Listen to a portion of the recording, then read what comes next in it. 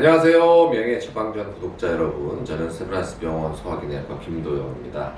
자, 이제 영업 제한이 풀리면서 늦은 시간까지 식사도 하시고 또 술도 마시는 모습 많이 보게 되는데요. 그래도 꼭 야외에서는 마스크 착용하는 거 잊지 마시고 최대한 안전한 생활 하시기 바랍니다. 그럼 오늘도 공부할 준비 다 되셨죠?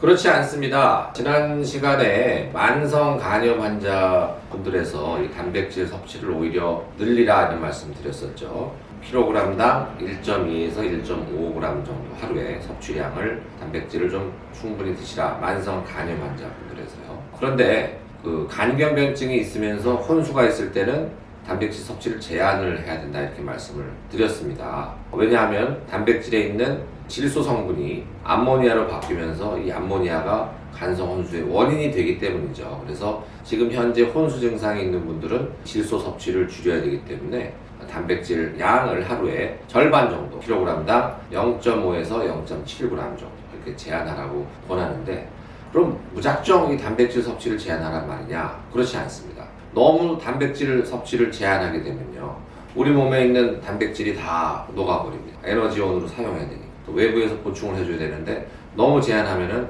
근육 소모가 너무 심해지기 때문에 환자분들이 근감소증으로 인해서 일상생활을 영위하기가 힘들어지게 되죠. 그래서 간경변증으로 인한 혼수가 회복되었다. 지금은 혼수 증상이 없다고 할 때는 다시 원래대로 킬로그램당 1에서 1.2 또는 뭐 1.2에서 1.5g 정도. 이 제가 수치를 말씀드리는 거는 이걸 외우라는 말씀이 아니고 이 정도 수치에서 섭취하라, 참고로 알아두시도록 말씀을 드리는 겁니다.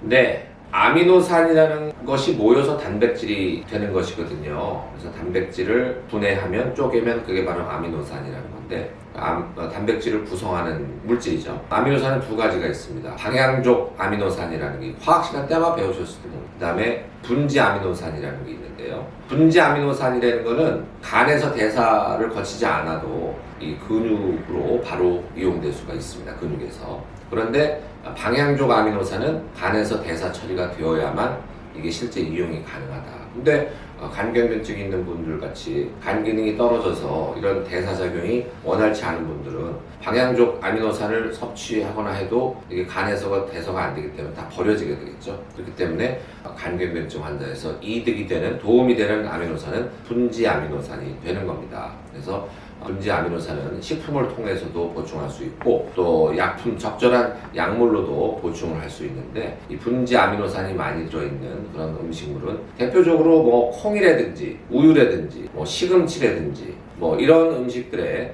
이 분지 아미노산이 많이 들어있다고 알려져 있습니다.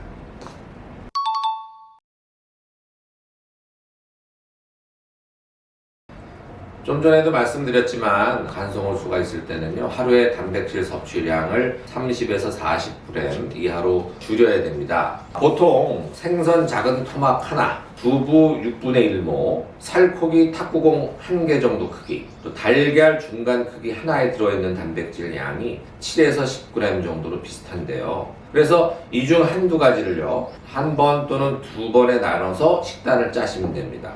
단백질은 살코기 같은 육류보다는요, 콩이나 두부 같은 식물성 단백질 또는 우유와 같은 유제품을 선택하시는 것이 좋겠습니다.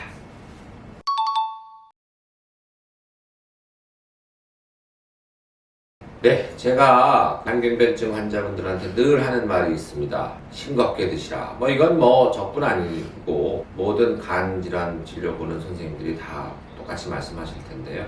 소금을 줄여라 하는 말은 입에 달고 살 정도로 많이 하는데, 한국 사람들 소금에 대한 사랑이 대단하죠. 그래서 국이라든지 찌개라든지 탕, 라면, 국수 이런데 다 소금이 다 들어가고, 한국 사람들도 싱거우면 또 맛이 없다고 생각하기 때문에 자꾸 소금을 많이 넣게 됩니다. 그런데요, 이 소금, NaCl, 염분은 물을 끌어다니는 성질이 있습니다. 즉 소금이 있는 곳에 물이 항상 따라다닌다는 얘기죠. 근데 간경변증 환자 특징이 어떻습니까? 간에서 알부민 합성이, 단백질 합성이 안 되는데, 지난 시간에도 말씀드렸지만 알부민, 단백질이 부족하면 또 부종이 생기게 돼요. 또 문맥 압력이 올라가기 때문에 또 부종이 생기게 돼요. 여기에 소금 섭취를 과다하게 되면 또 물이 끌어당기니까 자꾸 부종이 생긴다든지 복수가 차게 되는 겁니다. 그래서 간경변증 환자에서 이 과도한 염분 섭취는요, 없던 복수도 나타나게 할 수도 있고 또 원래 있던 복수를 악화시키기도 하기 때문에 이 간경변증 환자,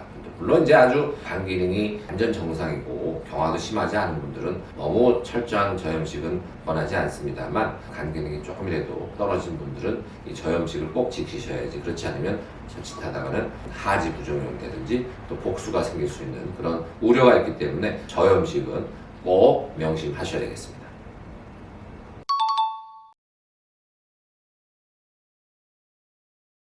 네, 국제보건기구 WHO에서는요, 하루에 소금 섭취량을 한 5g 정도로 제한을 하고 있는데, 한국 사람들의 하루 평균 소금 섭취량이 15에서 20g이라고 합니다. 엄청나게 많이 드시는데, 특히 이제 복수가 있는 분들은 이 소금 섭취량을 2g 이하로 제한을 해야 되는데, 소금 1g의 양이요, 소금 수저 반 수저, 진간장 있죠? 진간장 한 스푼 정도니까, 이 복수가 있는 분들은 소금의 양 2g 이하라고 하면은 수저 2스푼 반 정도 이하로 줄여야 됩니다.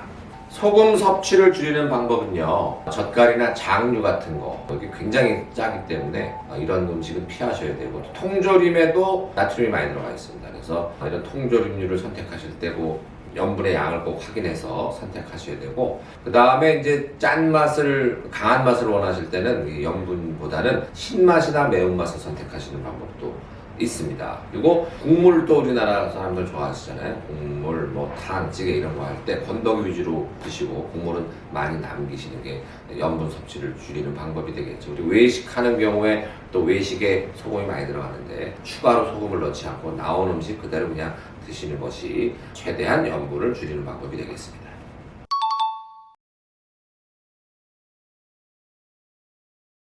단순한 물에는요, 소금기가 없기 때문에 신장 기능이 정상적인 분이라면 섭취한 물은 소변으로 빠져나가게 되죠. 그래서 복수가 있는 환자라도 수분 제한을 특별히 하지 않습니다. 보통 성인에서 하루에 2리터 정도 수분 섭취하라 이렇게 권장하고 있는데, 복수가 있거나 부종이 있는 우리 간경변증 환자분들에는 과도한 수분은 그래도 제한을 하고 1리터 정도 하루에 수분 섭취를 하시라 이렇게 권하고 있습니다. 네, 오늘은 간경변증 환자분들이 지켜야 할 식사 습관에 대해서 자세히 알아봤는데요. 약물 치료도 중요하지만 이런 일상생활에서의 생활도 잘 지켜서 간편한 생활 하시기 바랍니다. 그럼 명예의 처방전 구독자 여러분 모두 안녕!